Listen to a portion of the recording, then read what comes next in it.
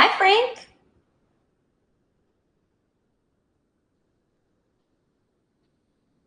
I can't hear you. I'm not sure if that's me or. That was me. Oh, Uh, there you go. There you are. uh, is that your house? It is. I'm just sitting in a different chair. Yeah, I was gonna say, you didn't used to have a staircase. I don't know if you knew that, but Yes, I'm just. Sometimes I like to change the chair I sit in. okay. As do I. I don't know if you can see the cat. There's a cat in the chair behind me, so I can't. Oh, I can see that. Yeah, I didn't want to disturb him. So I was just gonna say that. He's like, please do not bother me. yeah, well, possession is 9/10 of the law. Yeah, Jason, Hi, Jason. Hello, hello. Dr. Pamela. Hey, Dr. Pamela. Good color on you. Thank you. You're welcome. Um, your Rona should be here momentarily. She's doing the dirty deed today. How to use emotional contagion effectively in public speaking. Contagion? Oh my God. I had to Google what that word meant. Yeah. Too fancy for me. Gosh. Hopefully it's not a literal contagion. That's Elizabeth Ann. You're muted. Welcome back. Thank you. I missed you all so much. Well, welcome back. Where were you? The Bahamas and Las Vegas. Oh, so you weren't suffering. No, I was ecstatic. I was on the beach and at the pool every day. Ah, yeah, you got a little tan there. Nicely done. Thank you. Yorona. Hello, how are you? Yes, you're How's going to talk everybody about. doing? Is my video on? Apparently not. It is. Oh, there it is. There it Okay. is. So you're going to There talk it about contagions. Yeah. Well, not those kinds of contagions. So we're going to talk about contagions, but a very particular kind of contagion. Aha. All right. Yes, a very particular kind. So, shall we wait a little bit for everybody to come on in? See No, more I think people coming. don't want to punish the folks who showed up on time, so you can go ahead and start. Okay. Yeah, I'm just gonna put the camera and that off, but I'm listening. Oh, thanks, Hannah. Okay. All right. So, has anybody ever heard of the emotional contagion? Does anybody know what that is? Okay. So, it's a really incredible, fascinating psychological phenomenon. It happens when one person's emotions and behaviors directly trigger another person's emotions or emotions in other people.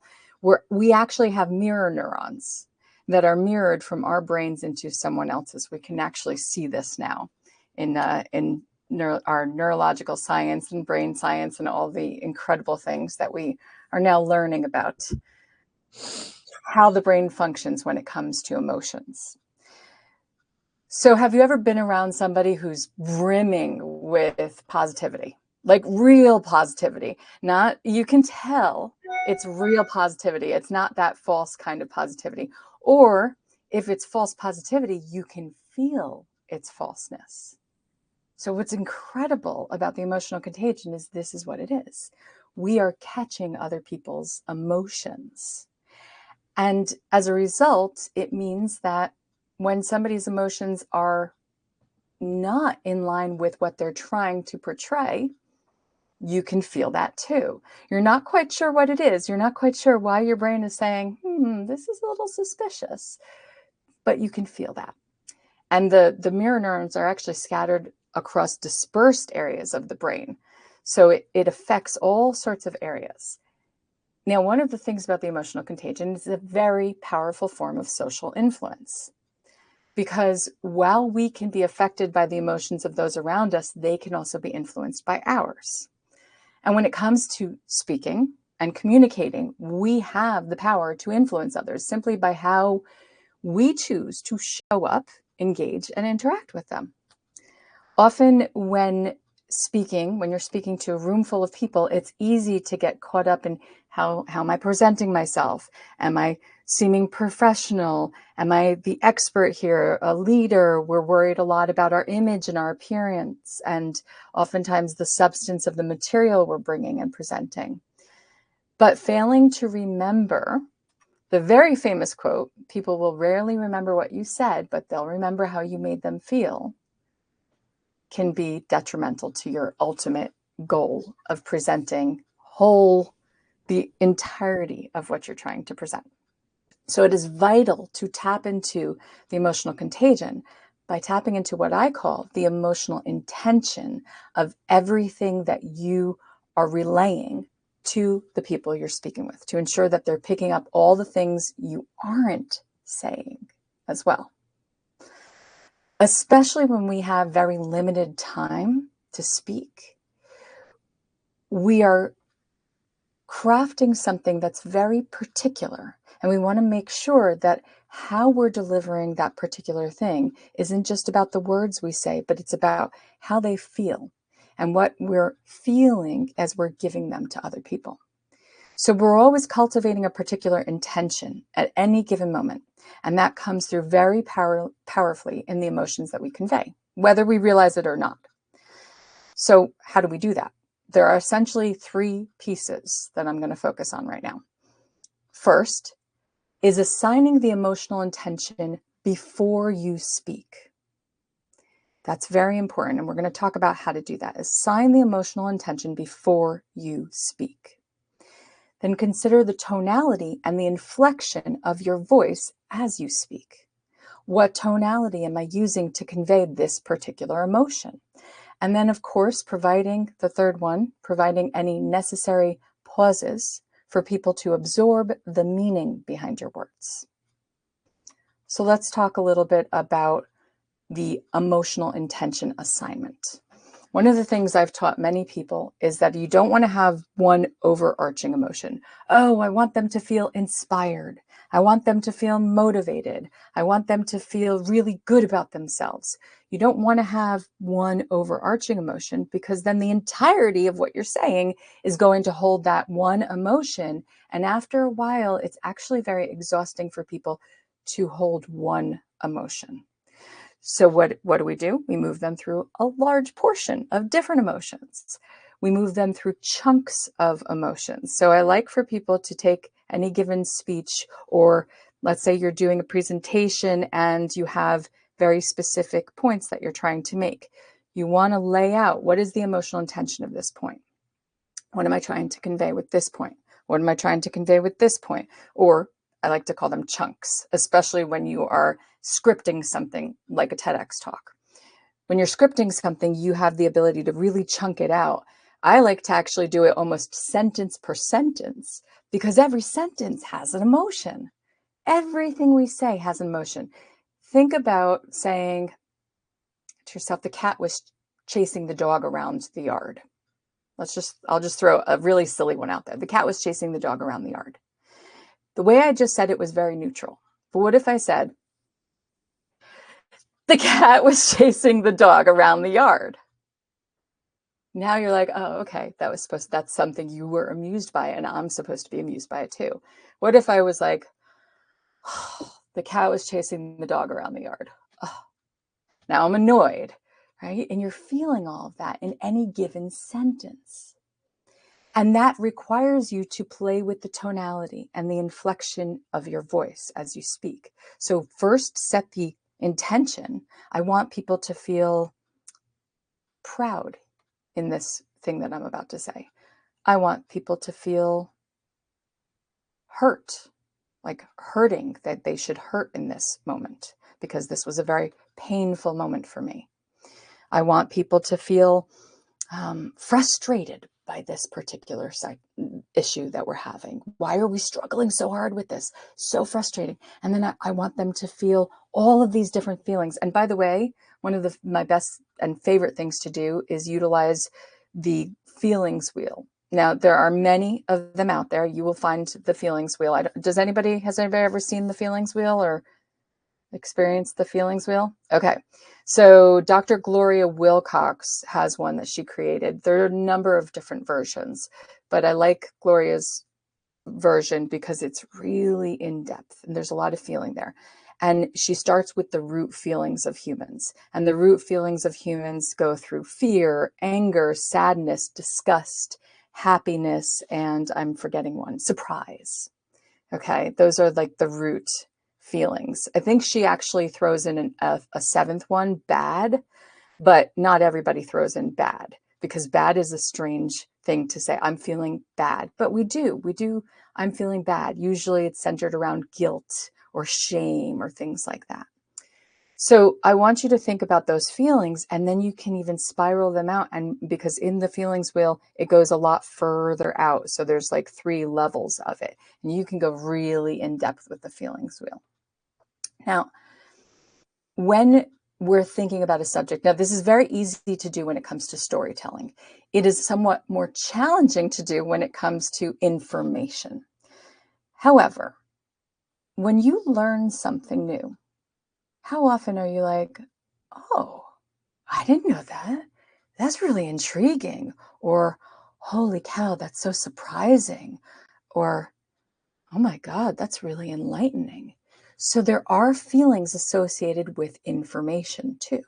And you want to think about those feelings associated with information because in any given talk, you're going to be moving them through stories and information.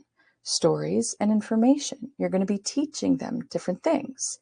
And you want to make sure that when you're moving them through all of those things, there's still feelings associated with all of those pieces.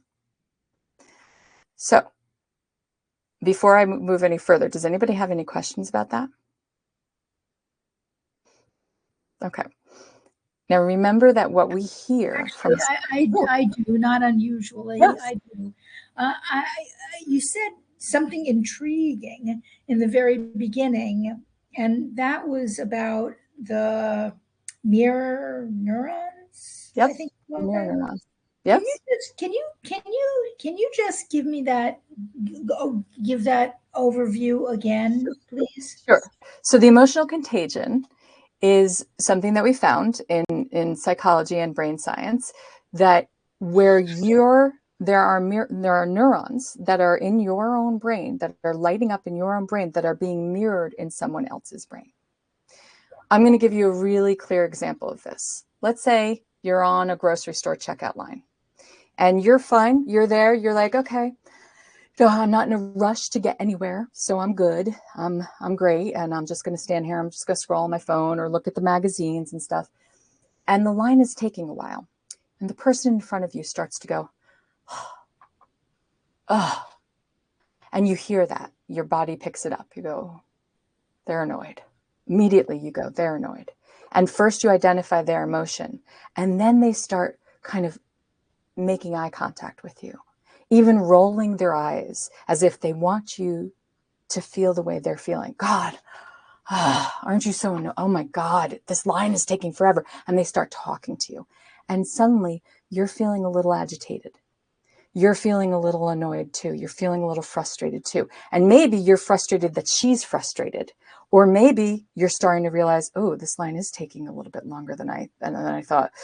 Oh, I do have some things I got to get to. I hope it doesn't take much longer. And so you're starting to feel that agitation and that frustration. You're literally mirroring the emotions that she's putting out there. But why? Why do we do that? Why? I'm not in terms of the purpose. Okay. I mean, I'm not in terms of the purpose. I mean, I get the purpose. I can understand the purpose, Right. but neurologically speaking, so to speak, Mm-hmm. is what is happening on a behavioral or is it a neurological It is level? both. It is Okay. both. It is a psychological behavioral response. So we pick up that psychological behavioral response, but now we actually have the science to prove that this is happening, it's not a pseudoscience. We actually have the brain Yeah. proof. Yeah, There's nothing in the brain. I won't prolong this. I just want to say one other thing is that from where I'm sitting, Mm-hmm. I could obviously be completely wrong because I don't know the science of this. I mean, I know some neurology, but not this science, not this specific issue. And I'm just saying to myself, okay, well, if I'm picking up a type of behavior from someone and I start empathizing and then emulating, Right. it's the behavior affecting the neurons rather than the neurons affecting the behavior. That's where I go with this. You know what I mean? I see what you're saying, but what's interesting is it's such a almost synchronous response that sometimes we don't have any control over it, and we experience the mirroring of the neurons before we even are consciously fully aware of the emotion that we're picking up. Now, that's not to say that you can't tamp it down. That's not to say that you can't actually control it in yourself. You have to be very cognizant of it, very aware of it, and you have to be very emotionally intelligent to do so. And it's absolutely possible to do that. But usually what happens is we pick up those emotions first before we actually cognizantly become aware of the fact that we've picked it up. So we'll start to actually feel it before we realize, oh, I'm getting agitated by this person. Before we actually can say to ourselves, I'm getting agitated, I'm getting frustrated, I'm getting, blah, blah, blah, blah, blah. It's like when somebody smiles. And this, by the way, comes because we are social creatures and we are naturally adhered to the connection of the social need, of that communal need. So when that happens, we can certainly stop ourselves from feeling it. We certainly have control over that. I'm not saying we don't have control over it.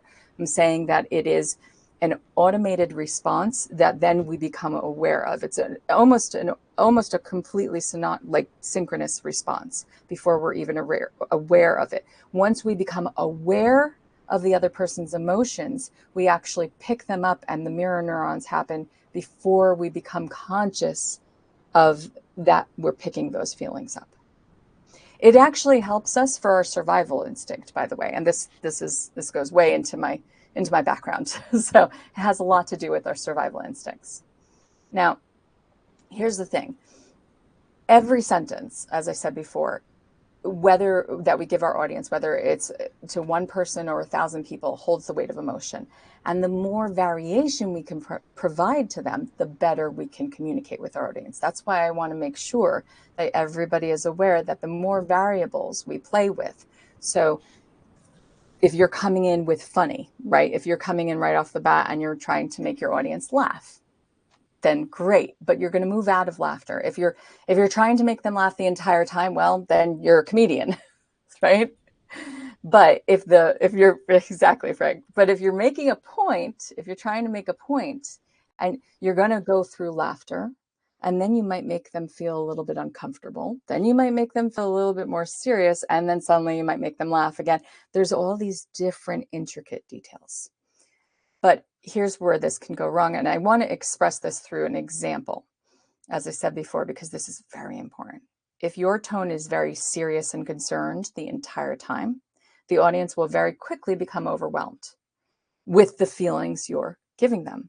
They'll actually be unable to listen when you're trying to provide them with solutions. And the same is true of any emotional intention and tonality. I went to a conference once I was speaking at, and I was watching another speaker, and she was enthusiastic. Unfortunately, she was enthusiastic for the entire 30 minutes. The entire 30 minutes. And I kid you not, because I always observe the audience. I was watching as the audience did this thing. They started leaning away from her, leaning back, and they were becoming excessively uncomfortable. It was kind of like you're standing at the edge of an ocean and the waves just keep crashing and you're falling down and you barely have a chance to stand up and breathe. That was how powerful her enthusiasm was. And that was a beautiful thing. But you've got to be able to ebb and flow with them. And when you get really good at this, you can actually pick up on the emotions of the audience and play them back to them. You can mirror them back. So when you see somebody smiling about something you just said, smile back at them. Give them that, because it's not the emotional intention doesn't just come through in the tonality and the intonation, it comes through in our facial expressions. It comes through in our body language. It comes through in all those things that I had previously talked about with everybody. So remember, the emotion holds for everything. If you're really nervous and you're kind of like standing with your hands clasped and your shoulders up that whole time, they're going to experience your nervous energy. Even if you're like, hey, I'm so excited to be here. This is really great. And you're saying all these things, but it's going to be clashing. Those feelings are going to be clashing. So one of the other things with the emotional contagion is because people can feel the underlying emotions, acknowledge the underlying emotions and move on. I'm not saying to apologize for them. There's a very distinct difference between saying, oh, I'm so sorry, I'm a little bit nervous. It's great to be here. And, oh, is this mic working? And, oh, you know, it's one thing to do that. It's another thing to walk out and say, oh, this is a bigger audience than I expected. Guess I shouldn't have had that really big lunch. Okay. Whew, all right, let's get going, right? And even rubbing your hands together is also a way of both acknowledging the emotional nerves, but also saying, I want to dissipate those emotional nerves. Now, what happens is people recognize and acknowledge, and they say, oh, he's nervous. Okay. I accept that. I accept that you are nervous, not pity you for it. Because if you walk up and you trip and you fall and you forget your line and you're like, oh, I'm so sorry, and you keep apologizing, your audience moves into pitying territory. And you don't want that to happen.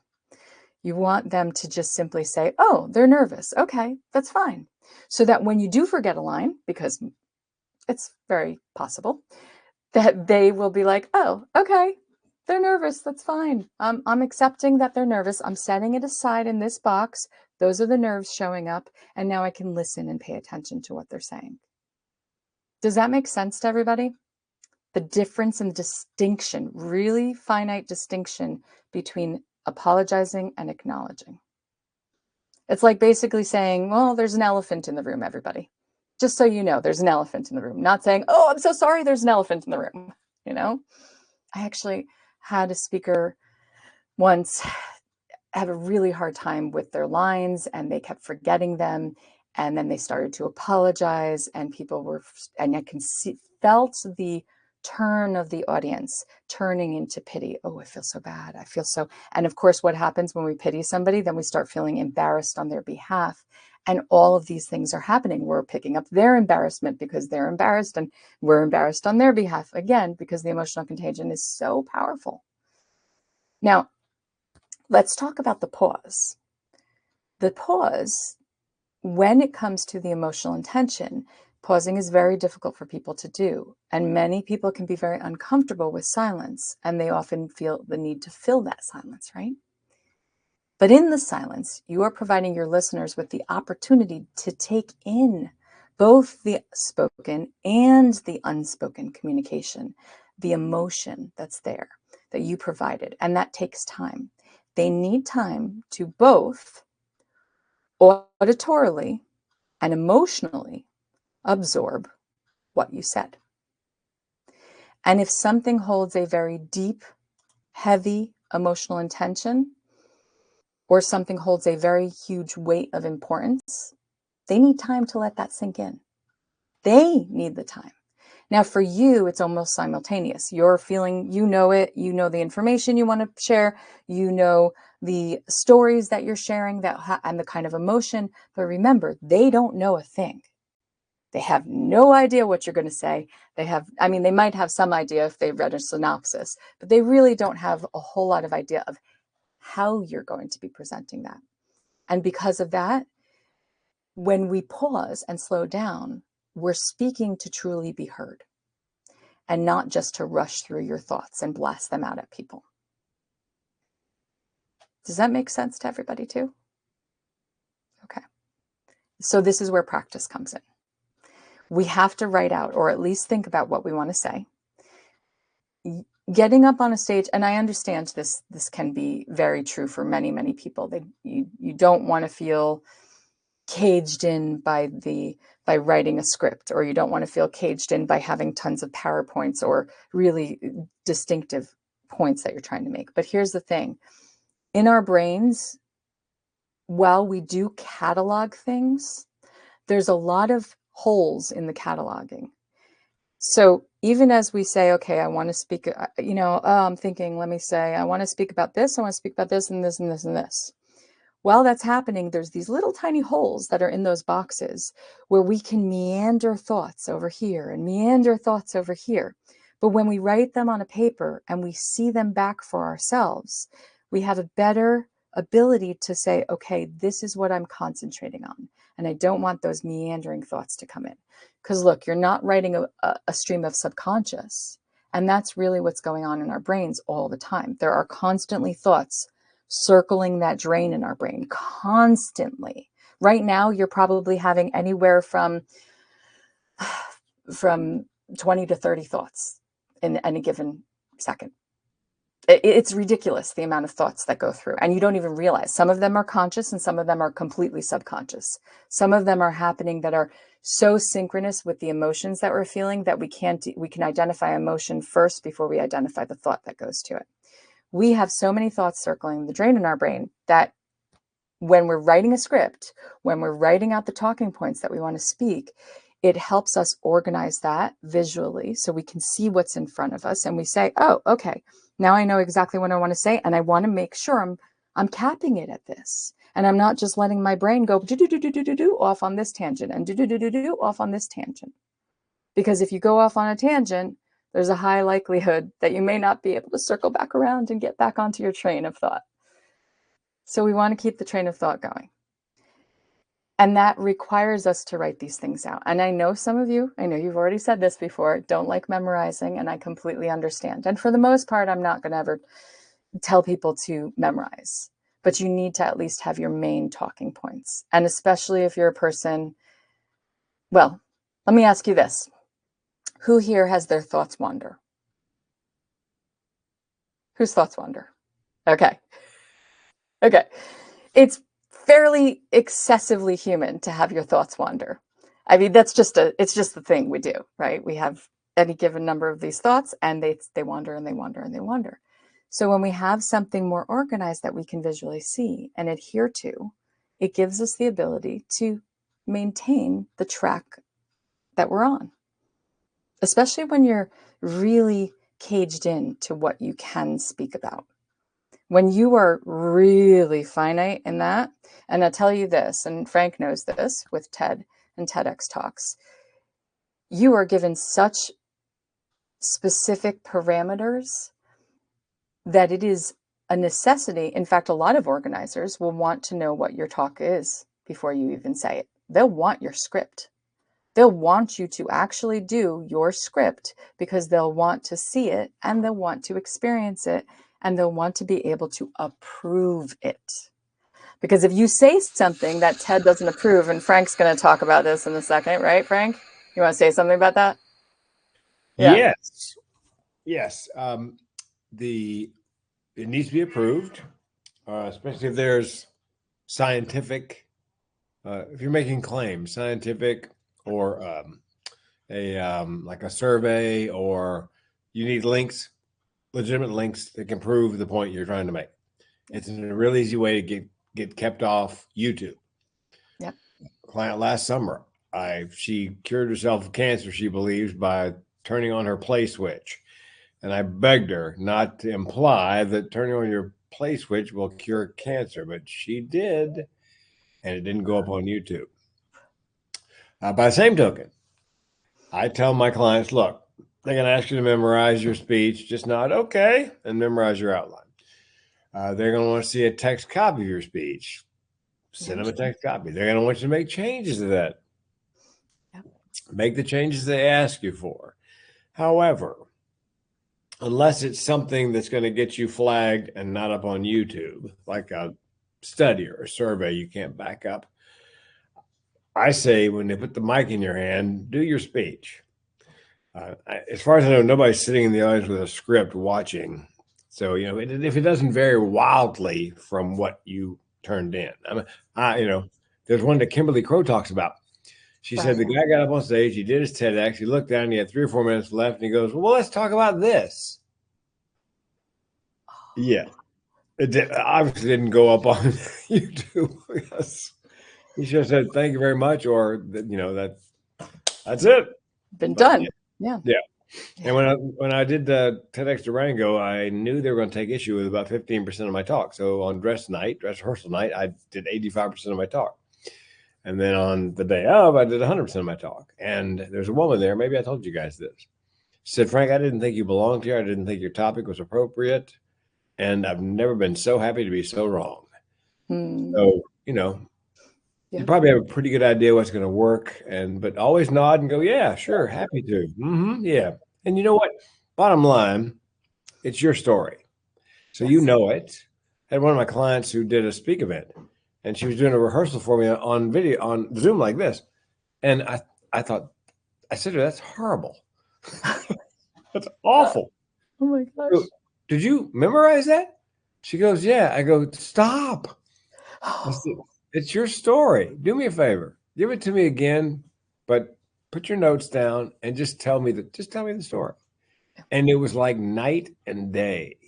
She just told the story, not worried about what the next line was. Yes. So, you need to be prepared, Mm-hmm. probably a little over prepared. Because if you know it, then you can, on the side, a random comment, so you need to know it cold. But anyway, Your Honor, it's probably not what you.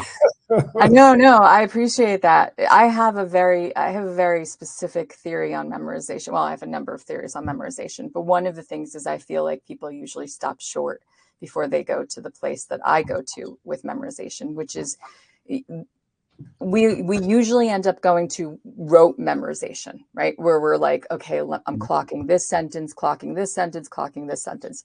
You're absolutely right. That's terrible. I don't ever want anybody to do that. But that's also because they stopped before they got to the place they needed to go to, which I call embodiment memorization. When we actually move into embodiment memorization, we aren't so worried about the exacting words, but we're almost exactly on. I'm going to tell you this. I have my clients who just did I had a bunch of clients who just did the talk that I was moderating on the 26th of April.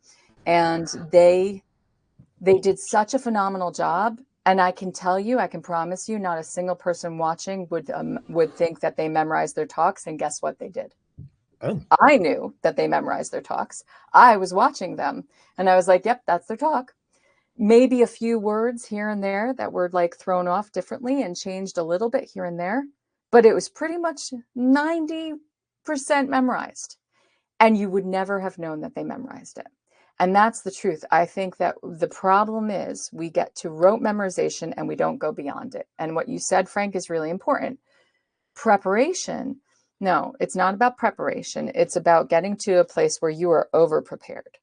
And that over-preparation actually has a lot to do with the psychology of it too. You need your brain to rest. There's so many pieces to that puzzle. And it's not just about the memorization of the words themselves. It's what do the words mean to you? So I go back to the emotional intention. If you understand what the words actually mean, really the depths of what the words mean and the emotional intention that they carry, then you're not going to sound like a memorized robot. I see Alona has her hand up and has been patiently waiting. So I want to let her come off of mute too to join us. Alona, I think you had your hand up. There you go. Yes. Perfect. I put the question in the chat when we were talking. So if we have extra time, can we add another example or something to make sure that we're not so that we're not leaving too much time and yes. And then there's more questions in the chat, just putting that out there. Okay, so when you say an extra example, I'm going to move off of memorization and back into emotional intention. You want an emotional intention example, right? So Frank was talking about how Kimberly Crow was like, hey, I'll just talk about something else. And then, but it's like, can we just kind of give another example or another something? Can we do that? Of people doing it the wrong way? No, the right way. the right way. Okay. Frank, I'm still not clear. Do you mean in terms of like when they decide to move off of their topic to a different topic? No. So a different topic would probably be something that's not okay to do. I understand that. What I'm asking is having it like, so like I'm talking, and then before my closing statement, like, or before something, I see I have another like 3-4 minutes, and I'm like, oh, okay, and let me give you another example of whatever the topic thing is, or how would we fill that time in another way so that we don't, because I mean, ending the talk too early, wouldn't that be bad too? No, not at all. Can I answer this, Frank? Okay. So if you can make it shorter, make it shorter. And I'm going to tell you why. Because number one, people have a much shorter attention span these days. Number two, if you've already made your points, why browbeat it? Because when you get to a point where you're starting to browbeat it, then people get a little bit annoyed and they feel like, okay, why are you beating this into me? You already said everything you needed to say. And especially if you're coming to your conclusion, there's an energy in the conclusion, and you don't want, imagine this, you're on a plane, okay? And your plane is descending. And everybody's anticipating that it's descent. They can feel that it's starting to descend. And suddenly you bump up and you go back up into the air. You're like, what just happened here, people? People do not want to experience that. Don't take the extra time just because you have it. The time that you took mattered. And that means you give that time back to people. And let me tell you, they're going to be grateful for it. Okay. Yes, and as a comic, what I would do if I was on the clock, like television appearance, where you have X number of minutes, period, I would plan 2 closings back to back. So if I got into the first close and I had time, I would do the second close. But if I find myself rolling up to the end of the appointed time, then I just use the first close and thank you very much. Good night. So it's possible you could plan for, if you get there early, but I would have that planned. It was always planned. I had a second as strong a close as the first one I just did. That's funny, and with a natural segue to that last piece. So it's but they're not Can I put you on the spot and ask you to give me the examples of what you mean? Let's see. So my first wife and I should never gotten married. We had nothing in common, but you know what they say: opposites attract. She was pregnant, I wasn't. So if that's the end of my time and that's a big laugh, then what I would do if I had more time would be another joke about my ex-wife. She was a wonderful woman. We were high school sweethearts, college sweethearts, and then a punchline based on, I knew going down the aisle I should not get married. Absolutely knew going down the aisle. But when the minister asked me, "Do you take this woman?" in my head I heard, "I'll try." You don't try marriage. You try grape nuts for a couple of weeks, So that would be, if I got a chance to do the second setup and punchline, I would.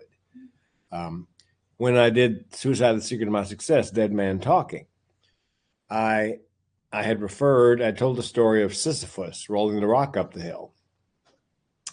And I had not planned to speak about Sisyphus, but I had time and I had it written in my head. Living with mental illness is like being Sisyphus. He was penalized by the other gods and he had to roll a rock up a hill every day. And if you got it over the top, you got to go home. But every time he got near the top, it rolled back down to the bottom of the hill. Having mental illness is like that. Every morning you wake up, there's a rock in the hill. Some days the rock is small, the hill's not so steep. Some days the rock is a boulder and the hill is Kilimanjaro. But every day there's a rock in the hill. So my purpose for being here today is to make sure that anyone who hears the sound of my voice, when they wake up tomorrow morning, they can move that rock. And that wasn't planned. And that's the piece that everybody quotes back to me when they watch it. But I had it written in my head and I knew I had time. So So I'm going to add to that too, because I think there's two pieces to this puzzle. One is if you're doing a comedy show, it's a different medium, and that means you can potentially add on at the end because that's easier. But if you're doing a talk and you have a point to make, but Frank said something really important here. He had it written in his head. He already knew that that was a piece of the puzzle. He just wasn't sure if that was going to be an extra piece of the puzzle or not. If you just, oh, I have 3 minutes, let me fill the time, that's a different thing entirely than, oh, I have this extra thing that I had prepared and I can fit it in right here. And that takes a lot of thought process to say, this is a perfect moment to do this. That takes a very sharp brain to say, here, I need to put this in here. Okay. I did Thank see. you. Thank you, Alona. And I did see Cheryl's question, and Cheryl left. So I can answer Cheryl's question, and Dr. Pamela, you have a question as well, right? So why don't you go first, and then I'll answer Cheryl's question just so it's in the recording for her. Who, me? Yes, you could go first. Yeah. I tend, and it happens fairly natural. Well, it happens naturally, and it happens a lot that I'd be talking to a group of people, and something will pop into my head that just says to me, "This is the right thing to say right now." Hmm. And invariably, actually, it goes well. Like on the cruise, Frank, and if anybody else is here that was on the cruise, no, but on the cruise, there was a point at which I said I was talking about this colleague of mine who was a survivor, and he had done really well, and it was this whole story about him. And then I described him, and he's huge. He's absolutely huge. He's a Samoan. They're big, big, big, big people. He's, he's taller than 6'6". He's literally more than twice my width. Literally, he's just huge. And I said, yeah, we make a great Mutt and Jeff when we're presenting together. And it got a nice laugh, and it was completely off the cuff. Mm-hmm. Or do you have a thought about that? Because I'm frankly unlikely to stop doing that. Little tiny throw-ins that are tiny and small enough where you're not running off onto a detailed tangent are different than a detailed runoff. And you have to process your audience's response. So you said you got a laugh from that because you threw in that little commentary. Throwing in a commentary is very different than throwing in a whole nother thought process or a whole nother story that you've got to go and build it up. You've got to start at the beginning and then move to the middle and then get to the end, or a whole nother idea, a whole nother, potential theory, a lesson learned, things like that. So those are very different. That's why, contextually speaking, it's really important to pay attention to what it is that you're throwing in ad lib, right? Not just that you can ad lib or you can't. It's not a can or a can't ad lib. It's what platform are you on? Is this something small and quick and short commentary little thing here? Is this a quick little ad lib because somebody in the audience said something and you want to respond to that? So those are the differences between those tangents. And, but I've seen so often where people will go and run off on an entirely new tangent. And for some people, for a large portion of people, they'll get lost in the weeds of that tangent when it's a really long one. We don't want that to happen. Okay. Good. Jason, you have a question too, and then I promise I will get to Cheryl's. Cheryl is actually on the call, so we can do hers first, and then we can come back to mine. Yeah. Oh, am I missing her? Hold on one second. I've got the chat open and I don't see Cheryl. There'll be a second page. Is there a second page? There's a second page. Okay, I will answer Cheryl's question then. I did not see her there. Okay, so she's asking, what do I recommend if you've crafted a script, but those wandering thoughts affect you in a way that inhibits getting back to the script? Freezing moment, forgetting the next point. So there are a lot of ways to handle this, and this has a lot to do with the nerves that take place when we forget where we are. This is why what's important is going beyond the memorization of the script itself, the rote memorization, and moving into embodiment. Because if you've embodied the script, then you know at least approximately where you're going next. However, because I'm going to answer this as, which is something I've seen happen, freezing and forgetting the next point. Okay. There's a couple of things here. One is a memorization technique that you can trick your brain into. And another one is, again, remembering what you want to say, what's coming next approximately, even if you don't remember the exact words you want to say. So there's a memorization technique that I teach a lot of people, and it's a midline memorization. So when we go into full memorization mode, we usually start at the beginning of our script. And we go through the script, and then at a certain point we off script it and we start doing the script, and then there comes a point at which we forget. Maybe it's like 3/4 of the way through, maybe it's halfway through, but we forget. We go, oh my God, I forgot what I needed to say there. And what often happens is we go back to the beginning and we start and we do it all over again. And here's what is crazy about that. We do really good memorizing the very beginning part, but then we falter at that falter point and we just crumble the rest of the way. So what I tell my speakers is, when you do the beginning part and you're really good at it, stop going back to the very beginning and just go back 1 or 2 sentences. You say, okay, the beginning I'm really clear at. Here's where I keep messing up. So now you're not actually working on your script from the beginning anymore. You're working on it from 1 or 2 sentences before you lost your train of thought. So just 1 or 2 sentences before. And I want you to say aloud to yourself, I'll say that again. This is a trigger word. It's almost like putting a bookmark in your brain. I'll say that again, or I'll repeat that. When you say that out loud, it bookmarks the place that you're weakest.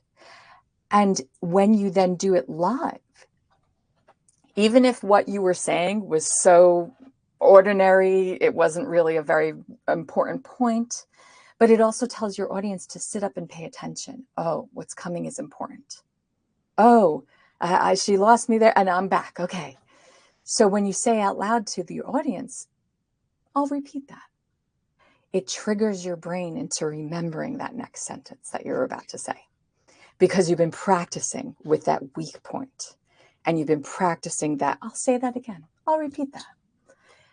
It's a beautiful bookmark. Frank, did you have something to say about that? Oh no, I just okay. that was You just cleared your voice, your throat. Okay. I did something to say was that when I do comedy, I bill myself, especially on the ships, as comedy and conversation. And I open up by saying, look, it's comedy and conversation. If you got a question, raise your hand. If I'm talking too fast, raise your hand. If you didn't get a joke, raise your hand. What I want to do is give the audience permission to interact with me. In part, Your Honor, to your point, I love a great tangent, but I tend not to drop breadcrumbs on the way out there, and I have no idea how to get back. So I'll say to the audience, what was I talking about? Waffle House. Perfect. So yeah, because I know, like you said, I get lost in the weeds and I have no idea where I was. So it's so easy to get lost in those weeds, but I want to make sure, Cheryl, did I answer that okay for you? Yeah. I mean, I did a speech contest at Toastmasters, and I had it like perfectly nailed until my conclusion, and it was gone, and I stood there for like 20 seconds like an idiot, and then I just wrapped it up and obviously didn't go anywhere with it. 20 seconds is not a long time, even if it's going to feel really long for you. However, this is why I tell people to practice with the silence, practice with silence, practice with silence. Because when you take purposeful pauses and you practice and you just take a nice deep breath, and especially if you can do a really quick one, like a one that hits your vagus nerve or a parasympathetic response. So like a quick, like, okay, that's a little hard because the audience notices that and they're like, what was that? So you could say, I need a moment. You can even say that to your audience. Give me a moment. But when we're apologetic about it, when we're embarrassed about it, when we feel sorry for ourselves about it, they will too. So we want to make sure that one of the most important things is we're presenting ourselves as a human being. When we memorize something, it's absolutely possible. Even the best actors forget their lines, but they're very good at ad-libbing and throwing things in. They're good at, oh, well, if they're recording something, the producer will take a break and then they'll try to do it again. They'll call for a line. You can't do that as a speaker, right? I mean, not entirely true. I did see that happen once, but it's really awkward as a speaker because you're speaking with your audience, not at them. When you're an actor, you're speaking at a screen, at a recording, at a, that's a different story entirely. So forgetting yourself is so human. And when you can actually accept that it's such a human place, you can say like Frank might, where was I? Okay. Yeah, what was I saying again? You can say, I need a moment. Or you can say something like, I'll repeat that. And you can repeat that previous line and take a breath in that moment and say, I'm going to repeat that damn line because that was an important line. And when you're focused on it, like it's a damn important line, even if it was like, so in the end, even if it was just that, so in the end, like why is so in the end important? Because you get to make it important. And when your brain tells you it's important, it triggers you, it bookmarks you to the next piece. Okay? So try that, practice with that. And by the way, it takes a lot of practice. Keep practicing with things like this, because if you don't, and you're uncomfortable in the practice, you're always going to be uncomfortable in the practice, and therefore you're always going to be uncomfortable when you get into that space and place of memorization.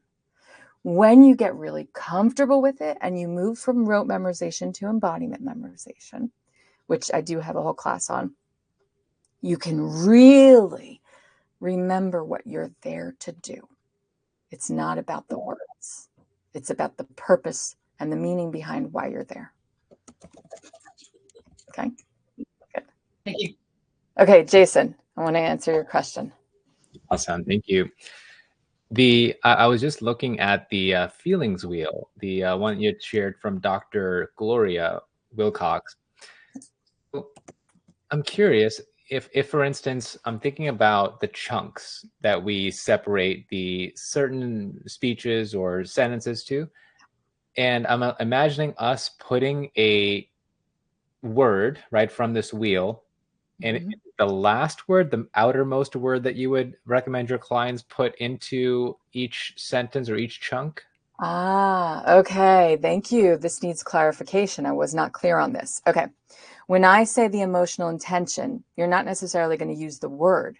You're going to assign the word to the section. So let's say you're telling people a story about losing your cat.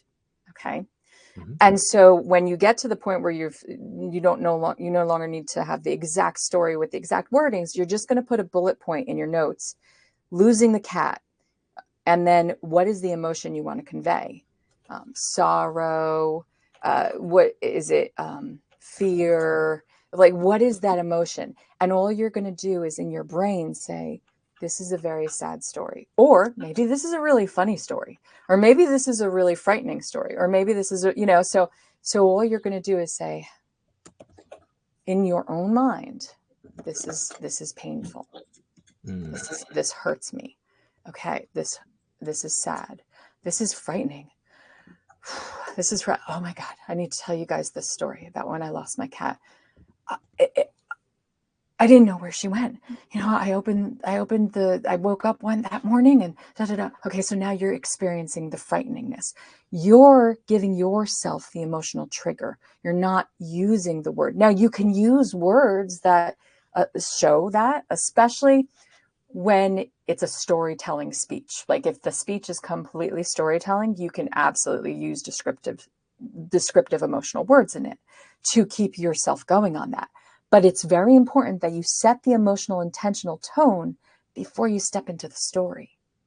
Because then it's not authentic, because you're like, I'm just here to tell this story. And then you're telling the words of the emotion, but are you really feeling the emotion? Right. That's helpful. Okay. I guess a follow-up question then, kind of related. I'm kind of a robot in a person, I'll say. And it's like the humanness disappears in certain conversations in my mind. So based on your background and experience, do better people have this ability to do this in normal conversations and not just on stages? Yes, definitely. And it's not impossible to change the way you do it. Here's the thing about communication. Communication is a learned behavioral skill. You aren't a robot. You learned how to be robotic in your communication. There's a very big distinction there. So I want you to know this means it's something you can unlearn and it's something you can modify and change. If you want to be less robotic, you can learn how to be less robotic. You just have to decide if you want to do that. Gotcha. Okay. That's helpful. So in theory, when people are having conversations, they're thinking about the emotions. I think my wife is really good at this. I'm not, but okay. Sometimes they're not. Here's the thing about thoughts and feelings. They very much function a lot of times simultaneously. So they're not necessarily actively thinking, I am feeling this way, but they're exhibiting the way they feel because of the thoughts they're having. Whenever we have a thought, and by the way, thoughts tend to come first. Whenever we have a thought, that there's a cycle, there's actually a cycle of thoughts. We have a thought, that thought triggers an emotion. That emotion triggers a reaction, which ends up in having a result. And it moves right back again. The thought, did I wash the dishes yesterday? Did I close the door? Did I, a random thought, did I say the right thing to that person to make them understand what I was meaning? And immediately it triggers an emotion. So simultaneously that sometimes you have the emotion before you actually have the conscious thought. So sometimes you're like, I'm feeling anxious. Why am I feeling anxious? Oh, right, because of that conversation I had yesterday with that person. And it immediately moves you into a reaction. What is that reaction? Sometimes it can be an internal reaction. Oh my God, I'm beating myself. How could I have done that? That was so stupid. Right? Sometimes it's an actual behavioral response out externally that you have a response to. So you're like, you know what? Forget it. I'm just going to sleep the day away because I can't believe that I was so stupid yesterday. And that ends up in a result. What's the result? You slept the day away and you weren't productive. You didn't get something done. It goes right back into thought. This is the way we function as a species. And it is so important to knock that off. But there's only one way that I know of, which I learned from another therapist to do. And it has to do with observation. I don't know if you've ever heard of Krishnamurti. He was a guru way back in like the 70s, 80s. And there's a lot of film on him, but you should investigate him. It's wonderful. And it has to do with observing our thoughts. But here's the thing, behaviorally speaking, let's go back to the behavior. When you're exemplifying a robot, it has nothing to do with who you are, what you're feeling, what you're thinking. It has everything to do with what you learned in the environment you were born into and the environments that you moved throughout your life that influenced you the most. That's why you're robotic. It has nothing to do with something innate in you. Fascinating. Okay. Awesome. Thank you. I think, Cheryl, did you have a question again? Yeah, I'm going to tag on to the same emotional discussion. So for me personally, my topic is narcissistic abuse, which is a highly charged topic. Those were emotions that I long ago shut down. And that's going to be really challenging to figure out how to convey those authentically to get people to really feel emotion, but not like really feel the emotion. Because does that make sense? Yes, it's about the attachment to the emotion versus the expression of the emotion. So you don't want to be attached to it, and you don't want your audience to get overly attached to it. You want to express it, and you want them to feel it, but you don't want them to get mired in it. So one of the things, and the reason I go back to this, is with emotional intention, it requires us to be varying, right? We don't want to drop people into an emotional response that leaves them wallowing in bad, in awful, because that ends up overwhelming them and it shuts them down to listen to any kind of productive momentum that they might want to make in their lives as a result. yes, it is a very highly charged topic, and a lot of people get easily, I hate to use the word triggered, but a lot of people get their buttons pushed by it. And as a result, it requires you to be very delicate in the way you drop it, which means that when you express it, you're going to usually be doing a dual emotional intention. I am going to give you this emotion with the underlying understanding that I am supporting you in feeling this. I don't want you to get lost in this feeling. And that is a very tricky thing to play with. And I usually, when it comes to the deep, dark, hard stuff, because look, I talk about death. And I can tell you for a fact, when you talk about death, it usually makes people feel excessively uncomfortable. But I have a way of doing it that actually comforts people, because I understand the pain of that emotion. And I want them to understand and feel the empathy of that from me. But empathy comes along with that pain. So the empathy is the way that you support them in that feeling. And I could go on and on about it, but it is 3 o'clock. So there's definitely more to talk about that one, huh? Maybe another time. Well, and do you have an offer to make your own? Are you still offering your services? Still working. I do a lot of one-on-one coaching. I still have some slots for one-on-one coaching work. Currently, I've got about 5 slots left for one-on-one coaching. I also have space in my Communications Mastery Academy program as well. So there's always that. And, just reach out to me. I mean this with all sincerity. I know people hear this all the time. Email me, yaronaboster@gmail.com. I kid you not, email me. A lot of times when we hear, oh, reach out to me, people don't really mean that sincerely. I sincerely mean that. I sincerely, with all 1000% of my heart, mean that you can absolutely reach out to me anytime. My clients know that when I say what I say, I mean what I say. Integrity is my highest value. I don't just do what's easy, I do what's right. And sometimes that means, not speaking something that I can't commit to. So when I say reach out to me, I can commit to that. And that's important. So please feel free to reach out to me. We can have a one-on-one conversation about what your needs are as you move forward in this space, because it's not an easy space to move forward to. And I commend each and every one of you guys for being here. Well, thank you for coming. It's always a joy having you in the session. Thank you. Thank you. All right. Bye, everyone. Take care. Bye. Bye. Bye.